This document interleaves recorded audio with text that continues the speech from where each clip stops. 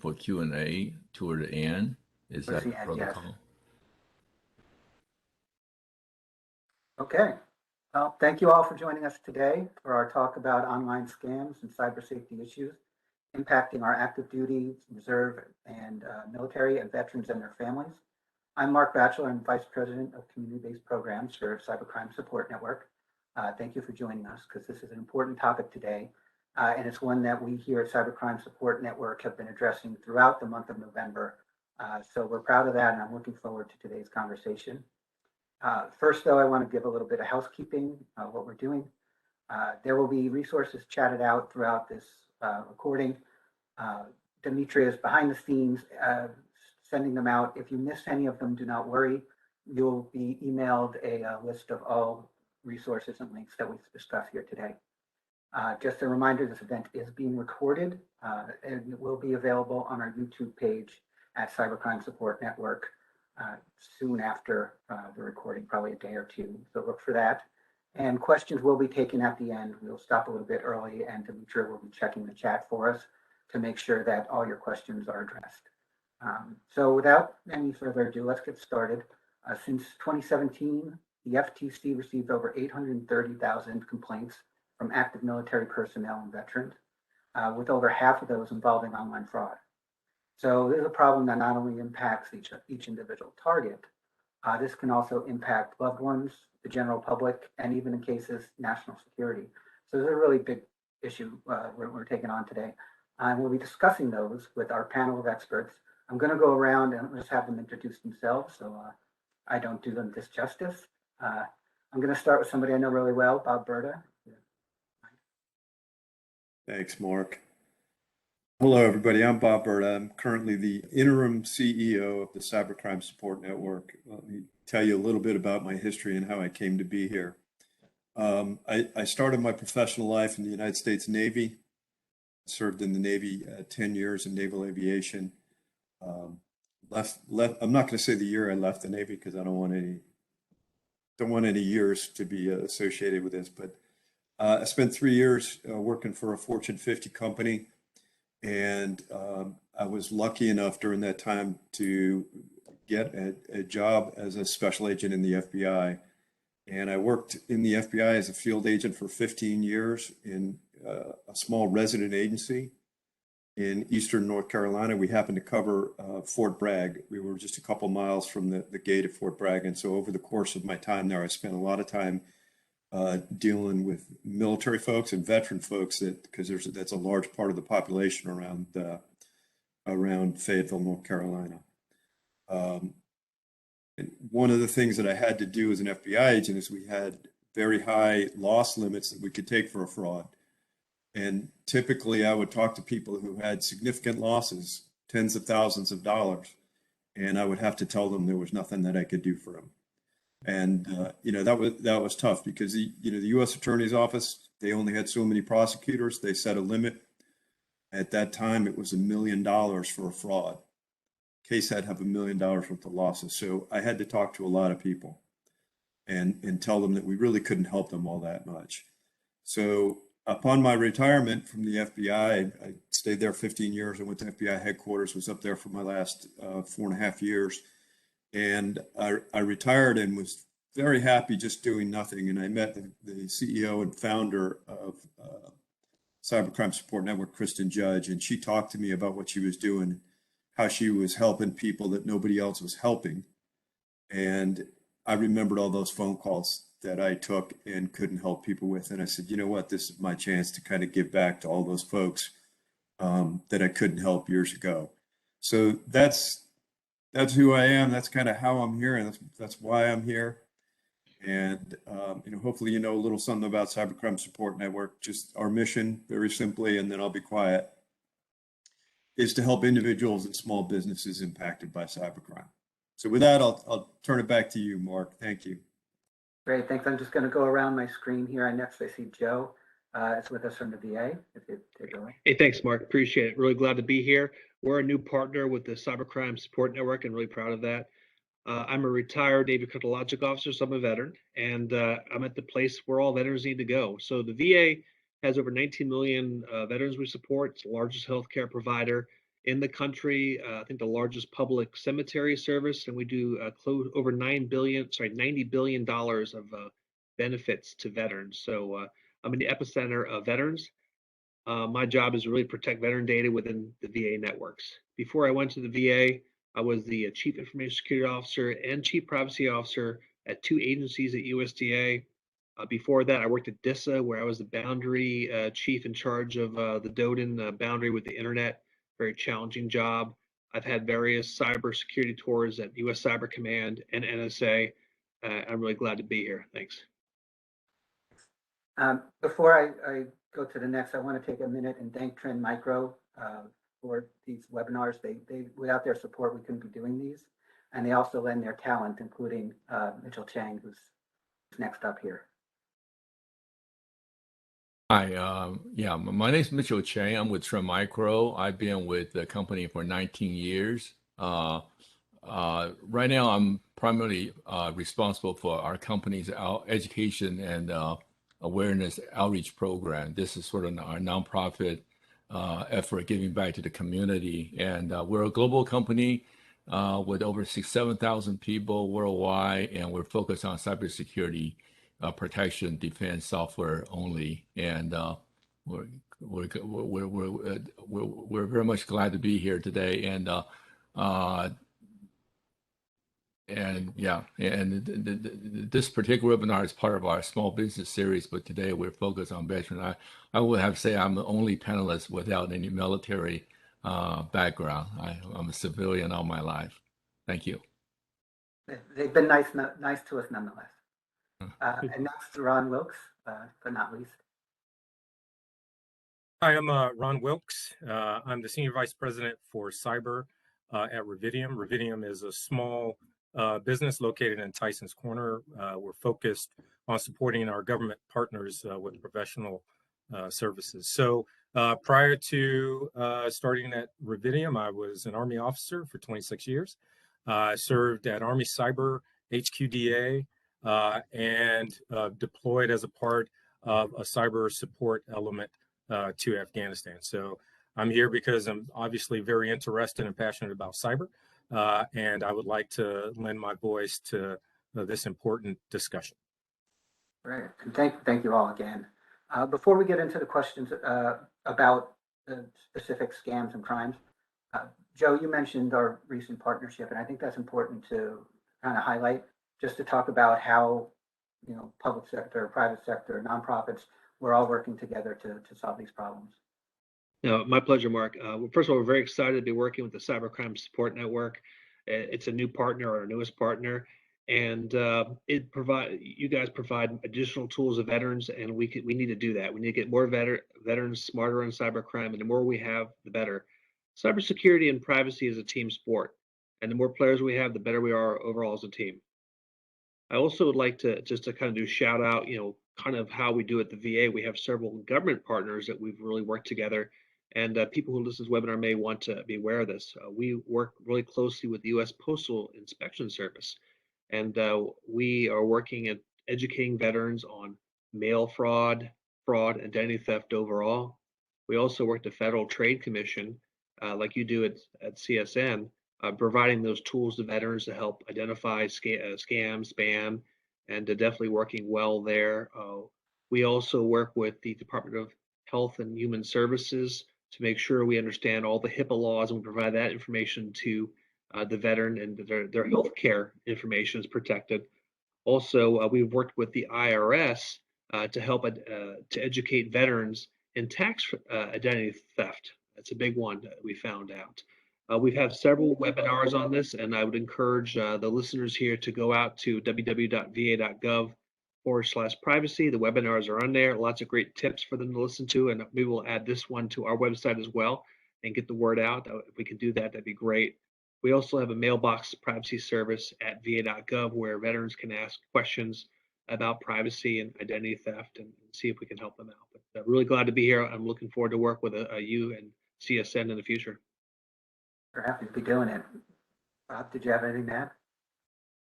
Well, just that, you know, CSN is a public-private partnership. We try to work with both the public sector and the government sector. And I think, the partnerships are very, very important, as Joe said. Again, I know you mentioned it, but I'd like to thank Trend Micro for making this possible. They've been a great partner to us for quite some time now, and we really appreciate it. I need to mention some other folks too.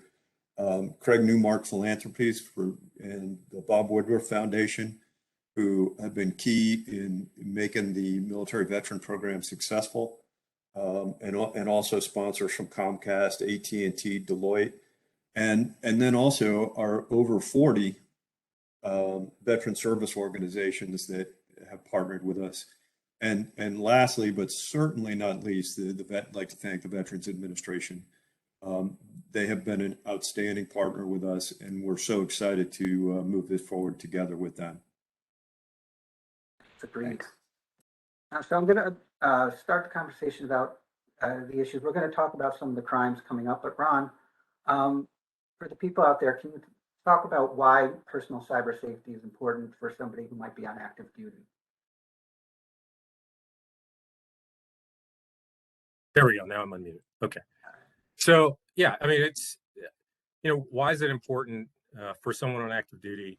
It's clearly a readiness issue, right? So military personnel are focused on trying to straighten out their finances as a result of being compromised. They're not likely to be focused on their job.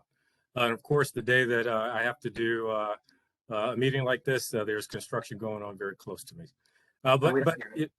Yeah. So, in addition to that, though, you also have to consider the loss of PII, the potential aggregation of information, which could divulge operational details, such, those are the OPSEC concerns. And so there's a lot of negative things that could happen that could affect readiness of formations just through someone getting compromised at home, right? So then there's the loss of money and time. While many banks will cover the cost of your credit cards or your online banking account getting compromised, you run the risk of being without funds until they straighten those things out. And then there's that time that you have to use to work with your financial organization to get cleared. And again, this is just taking more and more time away from you to focus on your mission, which then I will equate to impacting readiness in a negative way. There's also the risk of being in a precarious position if some of your more personal information or compromising information is released to the public. Again, this will affect your psyche and will certainly not put you in the right mindset to perform your military duties.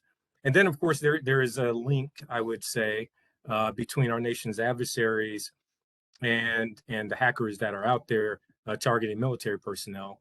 You are clearly a target for these individuals that want to know more about us and what we're doing. So I think for active duty personnel, certainly this is a timely topic that we all should pay very close attention to.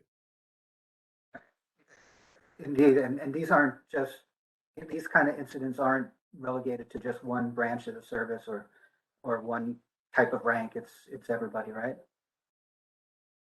Ron? Yes, absolutely. So, I think, it's not like this is an officer problem or this is a lower enlisted problem. I don't think this is localized to any particular branch of the service. I think it impacts all service members equally.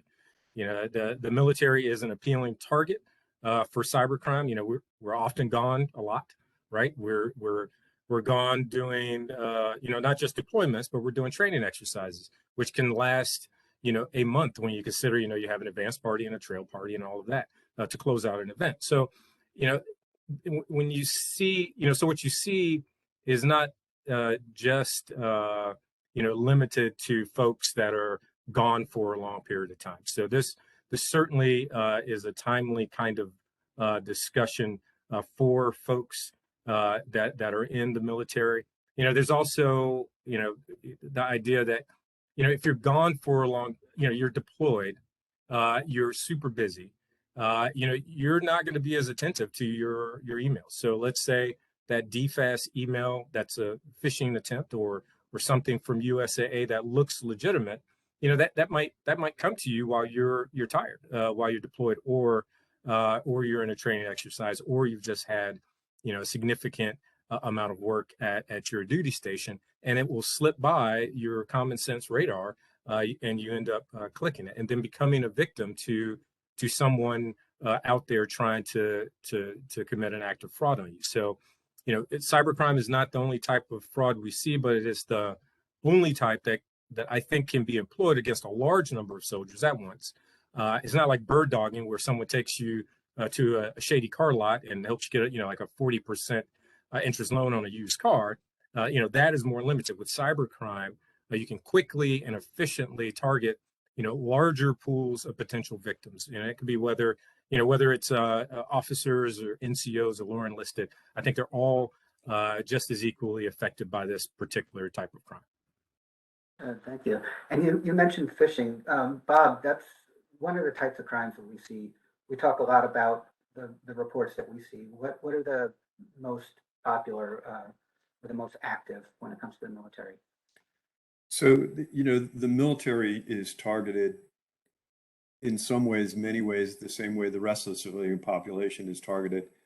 But there are unique ways too, and I think they're uniquely vulnerable for all the reasons that Ron said. I mean, if I know myself, like, when am I more likely to hit something on my in the cyber world than I shouldn't? When in the middle of something, looking at my cell phone, don't have my reading glasses on, and I'm in a hurry, right? I think everybody finds that they're more vulnerable in those situations.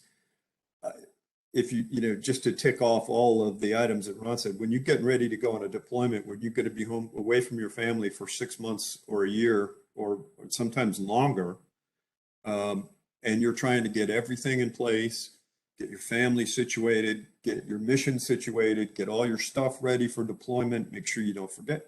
There is a lot of stuff to take care of. I mean, they're doing things that most people don't think of. I mean, wills, powers of attorneys, all kinds of stuff that most people don't imagine dealing with. When when I go on a business trip for CSN, I don't have to make out a new will.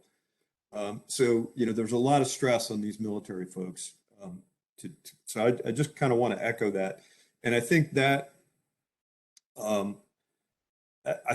really adds to their vulnerability. And then you have families move into locations, the spouse departs. They're you know how it is when you move to a new place. If you don't have family there, you don't have a support network. So there's a lot of that going on. But I'm not answering your question, so let me go ahead and do that. One of the things in preparing for this presentation that kind of surprised me that I didn't realize is how big identity theft is for military service provider or military service personnel. And the fact that I kind of stumbled across is that in June 2020, the FTC reported that 20% of active duty military people reported experiencing 2 or more types of identity theft. To me, I found that very, very surprising. I didn't really think that it was going to be that high, but that appears to be a very significant crime for military service members. The other thing that we see is romance imposter scams. I think everyone knows what romance scams are and how those things work. And I think those affect both the active duty community and the veteran community as well. And those things, the romance scam, Mark, I know but the people that have been victimized in those scams are deeply impacted by that, oftentimes financially, psychologically as well. Oftentimes they're isolated from their families because their families are upset with them for losing monies that maybe could have been part of inheritances or otherwise put a burden on the rest of the family. And so they feel like they can't talk about it with their family. A lot of depression, a lot of mental health problems as well. So that's a very, very serious problem. And we do see that a lot in the military community. And then the last thing I'll talk about now is the rental and real estate scams. And it kind of goes in, it builds on what Ron talked about. Oftentimes you'll relocate to a new duty station, the spouse will deploy. they've got to make arrangements to get housing for the family. And it's really easy these days with the internet makes it very easy for fraudsters to take advantage of that situation. People moving to a situation under stress, limited time, limited resources, limited help. The spouse is busy, they have the children with them, and it's just very difficult, makes them very, very vulnerable for that. But so I would say everything that affects civilians and a little bit more. Great, thank you. And for anybody out there who knows somebody who has been involved in a romance scam, go to fightcybercrime.org/romance scams, and we have a peer support group for people coming out of that to find the emotional and support and information they need to move past that. So I would think that's really important. Mitchell, you and I have talked many times about IoT and everyday devices that could be vulnerable. Tell us a little bit about that, like how people need to look out for their home devices. Well, let me try to sort of summarize. We live in a fairly interesting time with technology. There's a lot of convergence on technology last 5 or 6 years. You hear terms like big data, cloud, and anything smart city, smart factories. A lot of these devices are coming together. What it amounts to is it provide perpetrators or actors much more opportunity because you got a lot of more data to protect. Before, everything a while back, maybe 10 years ago, everybody's personal data resides on their home PC, right? Now your data may be spread out between the cloud service, your shared drive in the cloud, and some applications are fully web-based now. So other words, the vendors have your data information, and so it's important. I think people observe. We have a set of what we call cybersecurity hygiene. That's our recommendation to make sure you observe those hygiene. We can send that list out.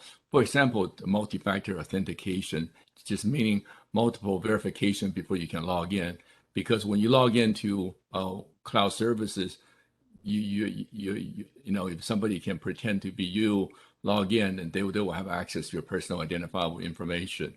And so these measures are quite important. And also, that there's, in addition to the data, that's a lot of, there's a lot of IoT devices now we have to protect.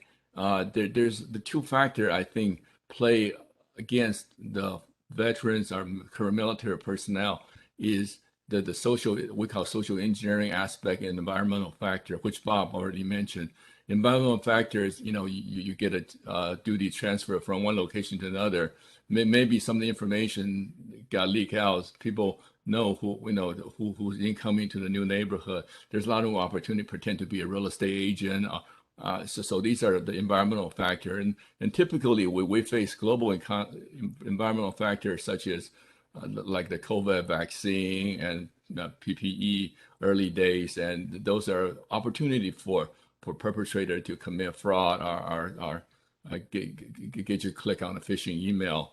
And social engineering factor now is coming to big play because the organized crime criminals who want to commit these crimes, they're organized and they do a lot of reconnaissance.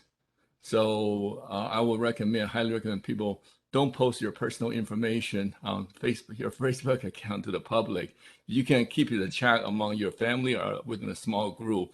But if you just post to public, you're asking for trouble. Hey, I'm moving to Orlando this weekend, and I'm looking for a house. You're just asking for somebody to send you some good phishing email, and commit fraud there. So that's my recommendation. Yeah, a lot of new ways in for people, unfortunately. And it's not just the military; it's also the veteran community. So, Joe, can you tell us how safe or how vulnerable the veteran community may be, and what's being done? Sure, Mark. So first of all, everybody's a target of cybercrime. Children, elderly, veteran, active duty, like Ron was talking about.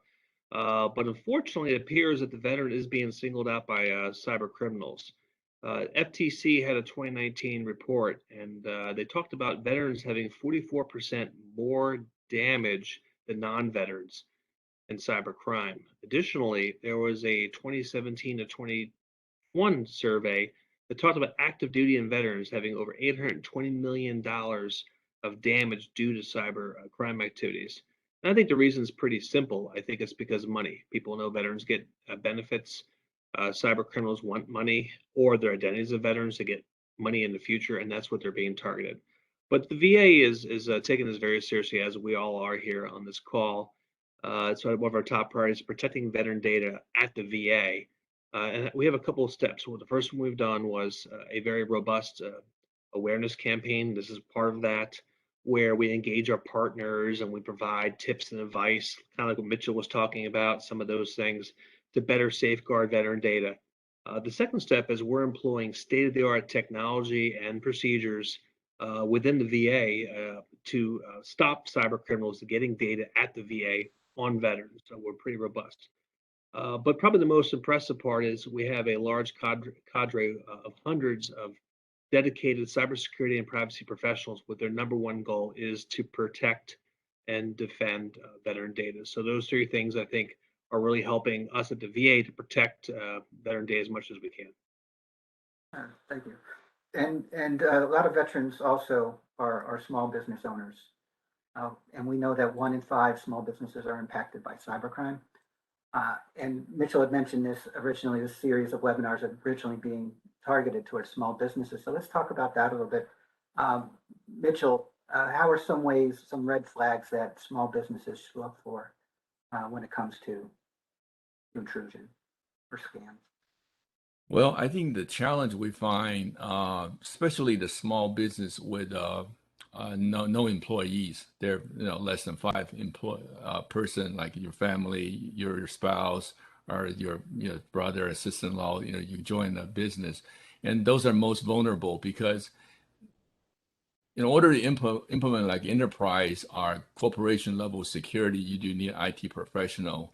And for small business, I think NIST have a good 5-step framework to start with a scoping out, you assess your exposure, for example, because a lot of small business owners don't realize what kind of exposure. If you get a breach, it could put you out of business, I think.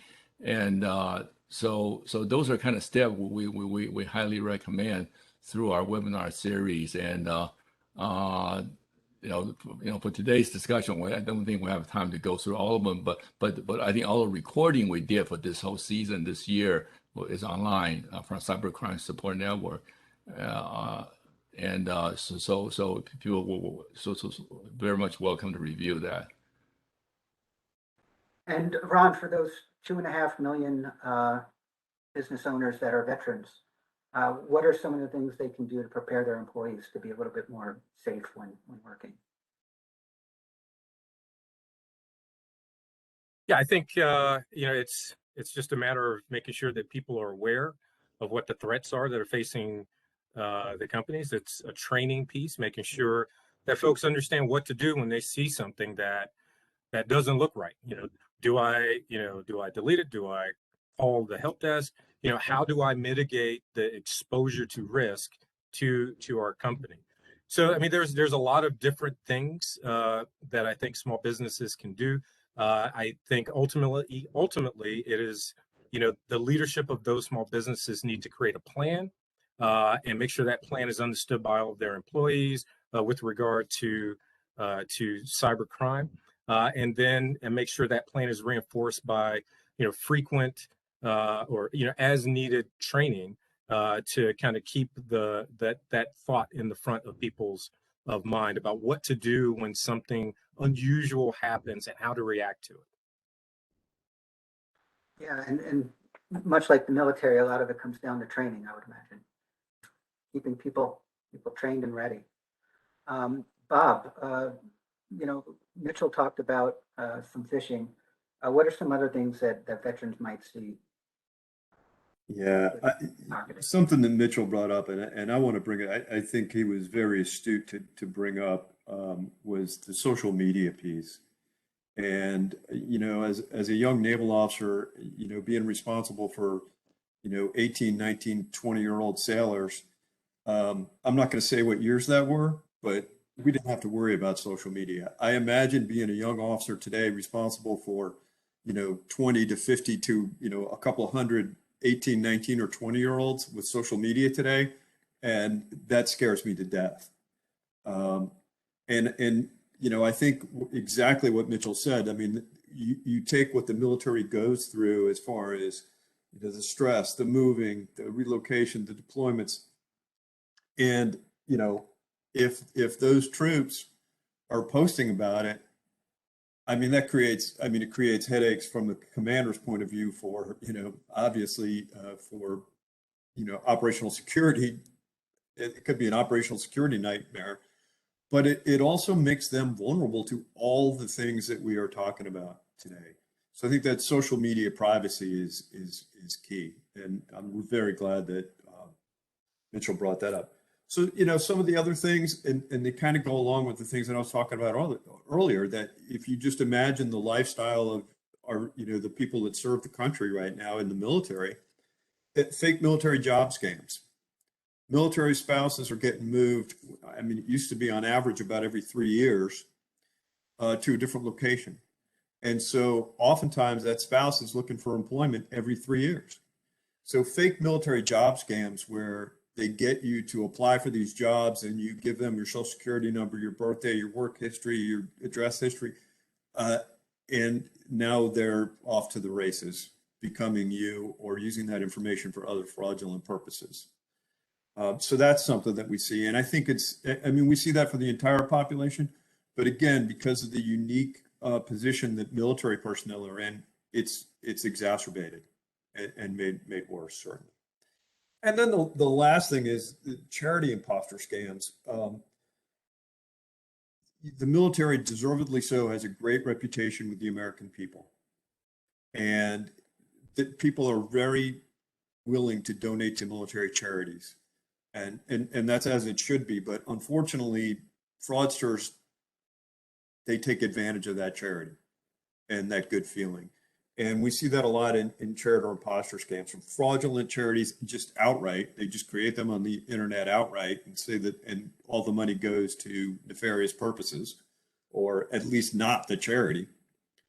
And there's all kinds of, stealing logos, claiming to support wounded or disabled vets, all kinds of things along those lines that we see. So, folks need to be careful with those as well. Agreed. Those are very bad. It's not enough to hear, oh, we're helping veterans. Always check out your charity. Go to Charity Navigator or the like to make sure that's legit. Joe, Bob talked about military spouses. I'm glad he did, because this problem stems outside the bubble of people who've been in the military or who have served. Tell us a little about that. Sure. Well, first of all, I mentioned earlier, everybody's targeted. So children, we're seeing a lot of them being targeted for pretty much identity theft. So that's an issue we're seeing. No one's checking credit monitoring for a 5-year-old, right? So we're seeing a lot of that. We're also seeing potential children, their systems being vulnerable. So if you have a phone that's not patched, maybe getting it into your own home network via child, we've seen that as well. Older Americans are also being targeted. Parents, for example. I've personally had to deal with this with my parents because they have money and they're not as tech savvy, and so they often are a target for cyber criminals. So definitely want to take a look at credit monitoring for your elderly parents. From a veteran perspective, we're seeing deceased veterans and their beneficiaries being targeted.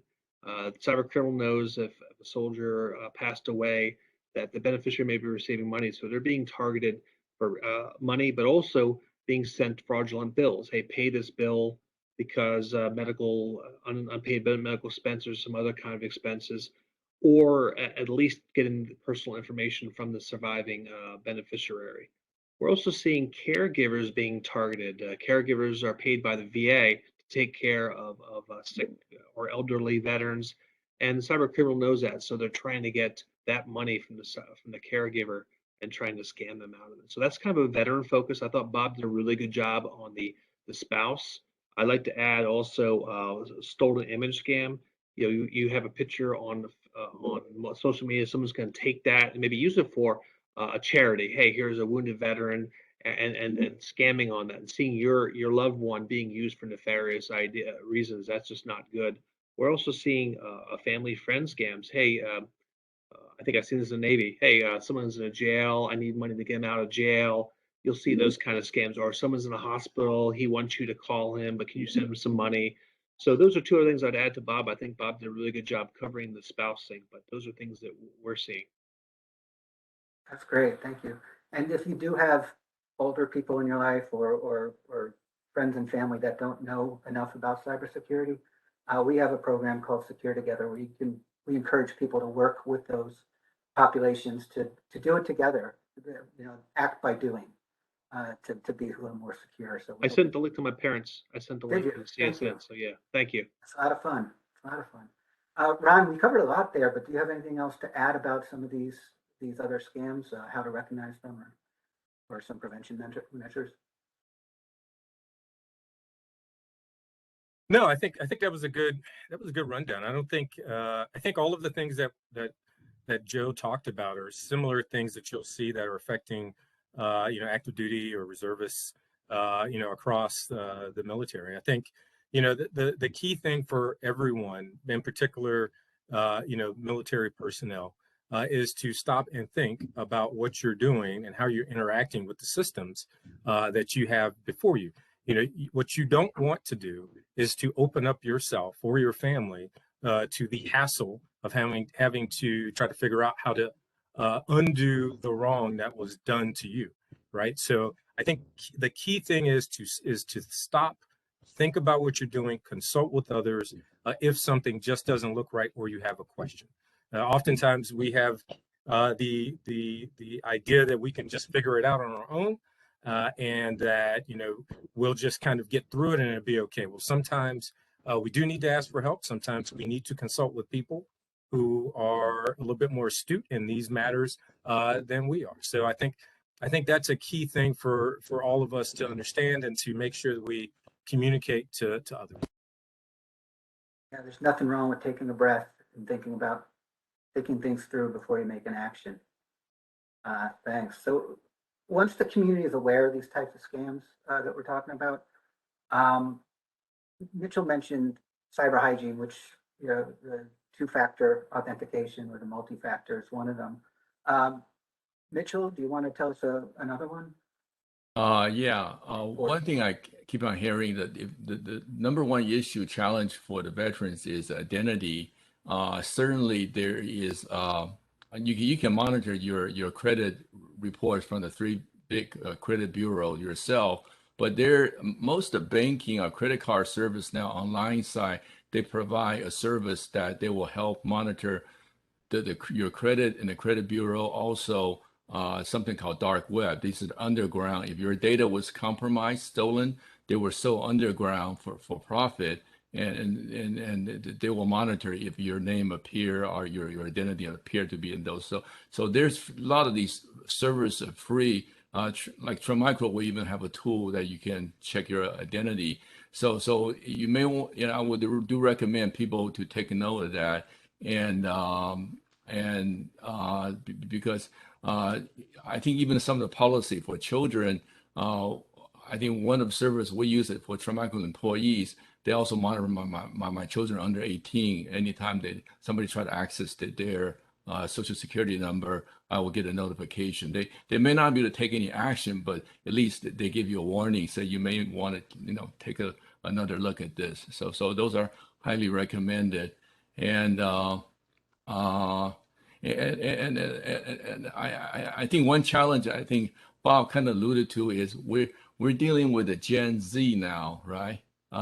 I sort of lose the track. We first had the millennial come on board. So the new generation they brought up, because you got to imagine they probably don't even know who Michael Jackson is, and so the way they do things and their process are maybe different than us. A little bit people with a little bit experience on the.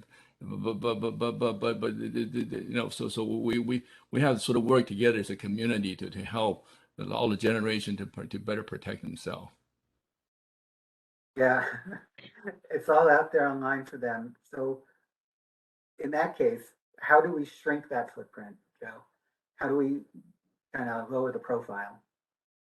Sure, Mark. So I think Mitchell and actually Ron and Bob mentioned as well. Reduce your footprint's really key. So first of all, delete old accounts. People have MySpace accounts out there. There's no need for that. Who uses MySpace, right?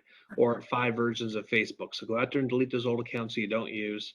I would also recommend using privacy controls. Be very careful. Check your privacy settings. Make sure you're only allowing people who you want to see your stuff. I think that's often missed by people, and they just have a general setting. Everybody can see your stuff.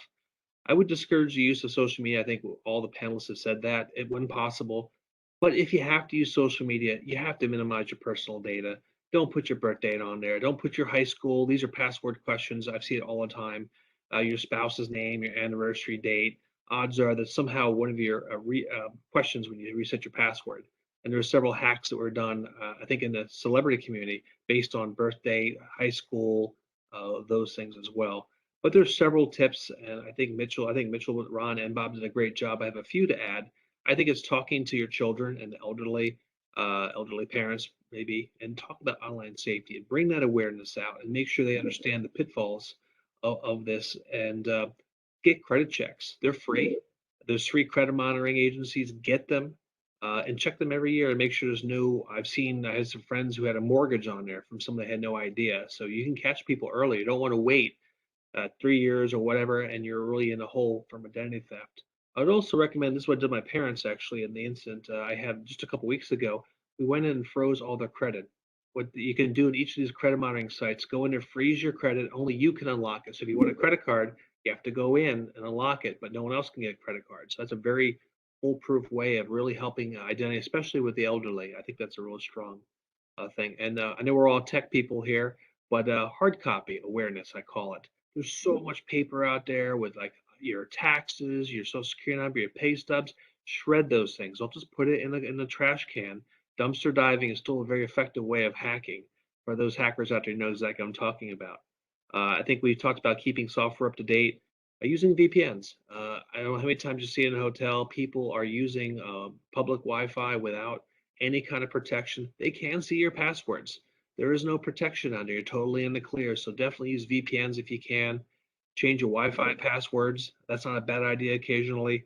Check the privacy setting on your phones. We often forget to do that. And check your privacy setting on your elderly and children, especially. They're often sharing too much information. And this is one from IRS I thought was very interesting. File your tax refunds on time. Cyber criminals will file on your behalf to get your refunds. So don't wait. Don't be late. Get that taxes done. And I think Mitchell said this, but I'll say it a little differently. Once it's online, it's always on the internet. So just be careful out there. Absolutely. Absolutely. And those are all great tips. Thanks. And I think Okay. that's pretty universal. But Ron, are there things that active duty military we can do to get them more involved in cyber safety habits? Yeah, I think it involves continuing to make public the various ways that service members are being harmed by online scam artists. Forums like this are very helpful to help get the word out. We want more people to talk about how we can protect those that protect us, right? So most military organizations have cyber awareness campaigns. And so I think it is important they pay attention to these, soldiers pay attention to these command level explanations of the threat. I think it's also important that leaders weave in cybersecurity awareness in the safety briefings or other types of large group discussions. We should talk about how cyber affects the military in personal and financial ways, because that really kind of hits home for most people. If you affect how they're getting paid or affect how their relationships are exist, then yeah, they may tend to pay more attention to that. Just like how we talk about cyber and how it affects operational environments, we should also talk about it in those kinds of terms with soldiers about their own personal lives. And then I think probably the best way again, the best way for folks to get involved is for leaders and soldiers to talk to each other before they make a decision to, transfer some funds or to give out PII. Most likely, one of your friends or one of your frontline leaders are going to be able to help you figure these things out. So you don't have to do everything by yourself. You can also reach out to others that may be able to give you a little assistance where you need it most. Great, thanks. We're getting towards the end. I'm checking with I'd you. like to I'd like to add one thing. Recently, this 2021 is a year of a ransomware. As we know, when we see ransomware start popping up maybe 5 or 6 years ago, mostly on a consumer level back then. But now they're organized. They're organized crime. They start attacking up to nations' infrastructure now, right? And so they're very sophisticated, and they can attack anyone, anywhere. And but the issue there is, we talk about training, but does the training education help change your behavior? Because if somebody still have to click on that spear phishing email to start ransomware. So the whole backup of if you're a small business owner or even your home user, back up your system securely and timely is quite critical now, because small business usually don't have the resource or funds to do a full forensic. Like if we're a corporation, we got attacked.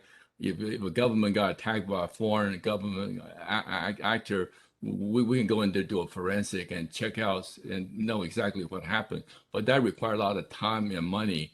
And usually, when small business gets hit, they only have the ability to restore from backup. But if you don't have a good backup, then you're kind of you basically be in quite a bit of hot water. And so again, timely and secure backup is important.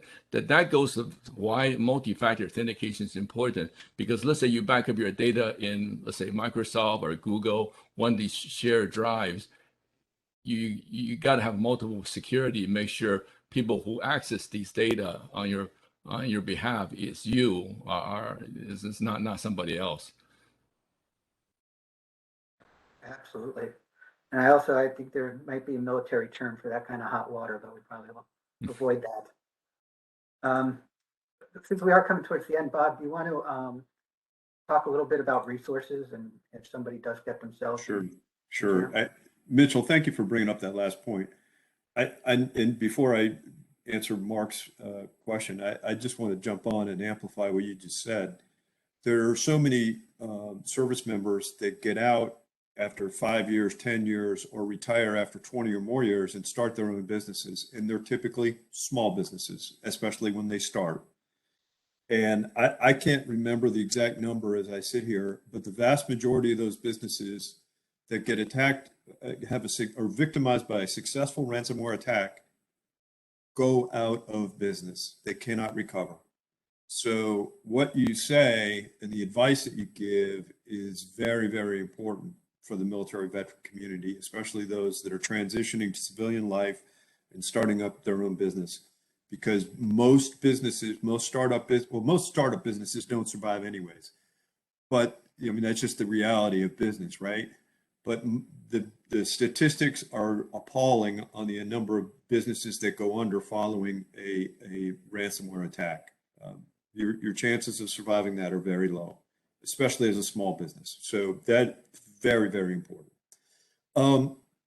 So now this is probably the most important thing I'm going to say here. So if anybody's got a pencil, www.fightcybercrime.org/military. And if you can't remember /military, www.fightcybercrime.org, and you can get to the military piece.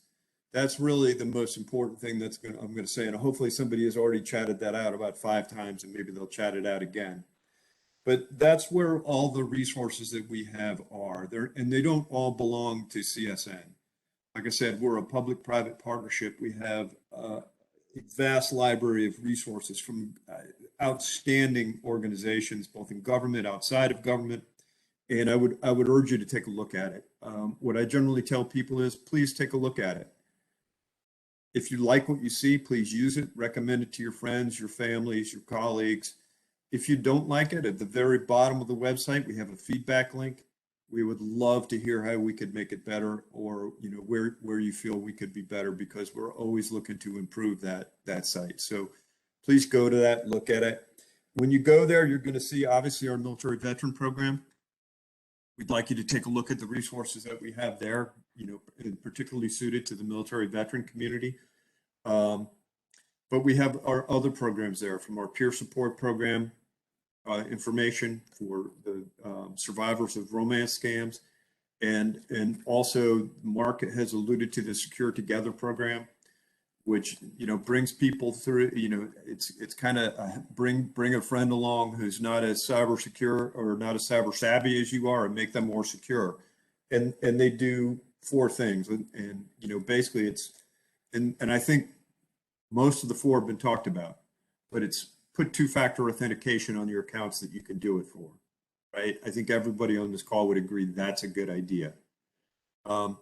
Taking a look at, and I know somebody today has talked about this, but this is very important, and they talked about it with kids, I think, and I think it was Joe that talked about it with children. I hadn't thought about that. Your kids running around with a cell phone, is that thing getting updated? And so as part of that Secure Together program, you go through and you set up automatic updates, and you make sure that the thing is updated. And so you're helping someone with less knowledge. The third piece is something that I know I talked about, I think others have talked about as well, is the social media privacy settings.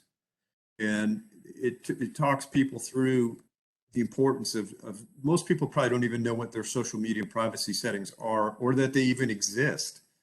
And the things like, don't put your birthday on there, simple things like that. One of my pet peeves is you see these questions on social media. What was your phone number as a kid? Do you still remember it? And as fast as you can write, that's a fraud in the comments, 10 more people have put their phone number on there. It's like trying to empty the ocean with a teaspoon. People just continue to fall for that stuff. So it talks about that. And then the last thing it does, and I know Mitchell talked about this, and it's very important, there's just a little education piece on there about phishing, what it is, how to recognize it, and how to avoid it. And, certainly there are more things you can do to enhance your cybersecurity, but I think if you do those 4, you're going to be way better than you were before you did. So I would just, I'll stop talking now and just, I guess, give it back to Mark for any questions, but go to fightcybercrime.org/military, take a look, let us know how you like it. Yeah, and thanks for the information. Mark, I have an analogy I like to get people to think about. Maybe this is a good one. Maybe you guys can tell me, because one thing we did not mention is the difference between organized crime, criminals, and state actors. In other words, like U.S., we have a cyber command to defend our country, right? And the state actor they're operating at a different level.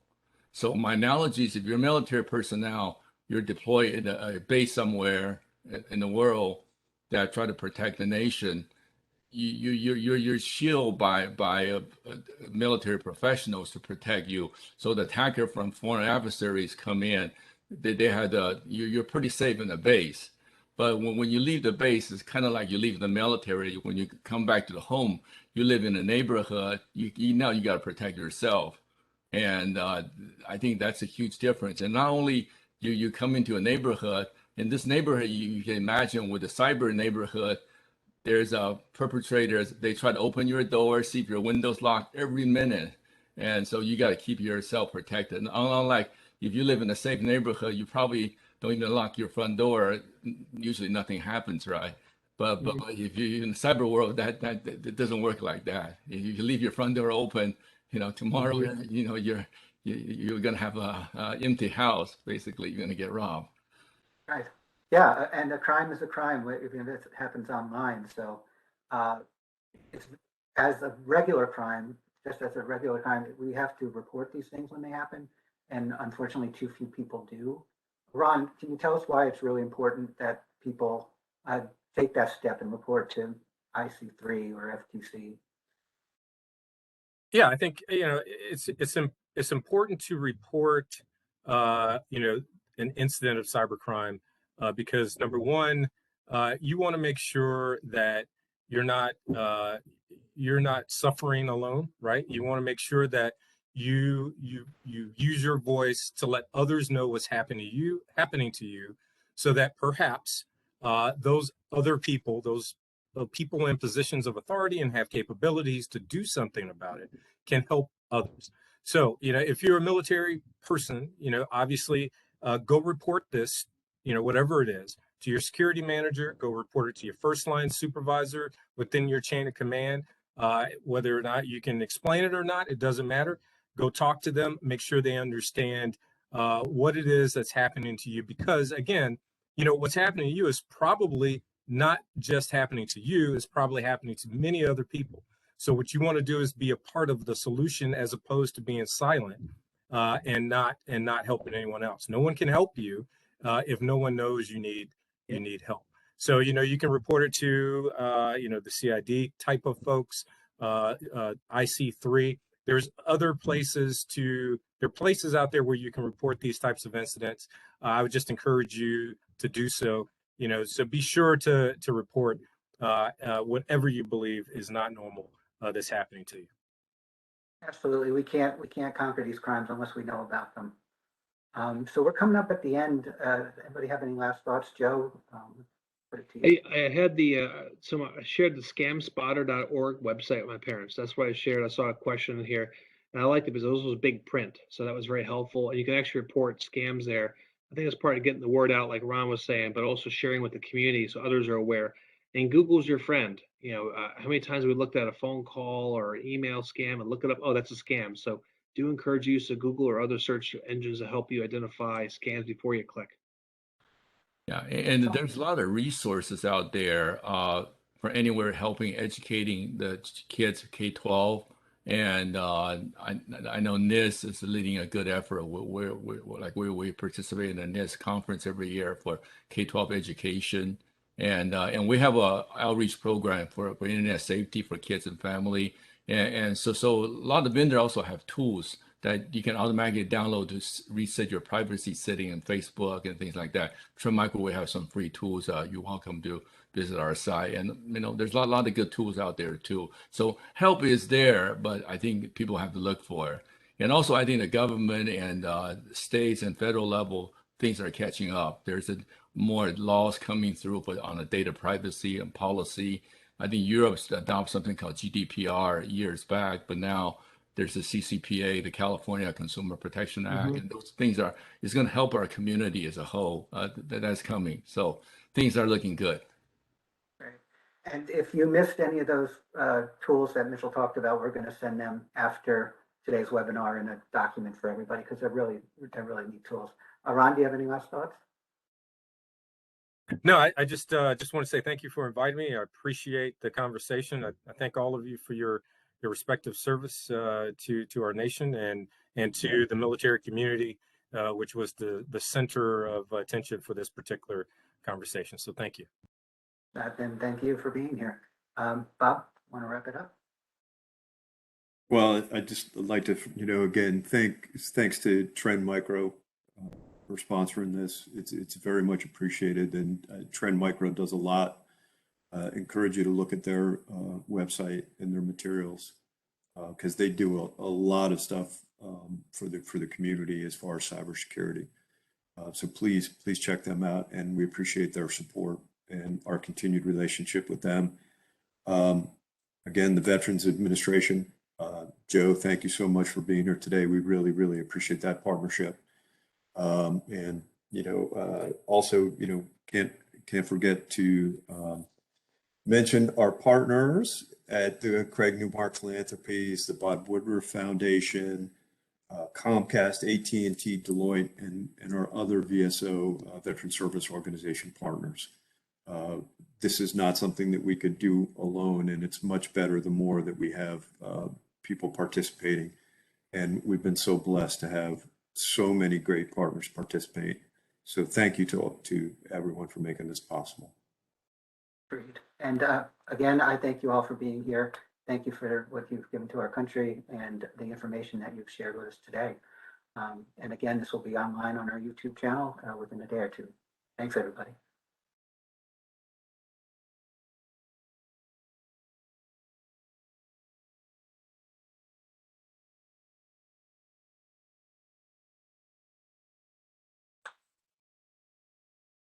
Guess we're clear. We clear, Demetria? We should be. Okay. Thanks, everybody. That was great. Good. Thanks for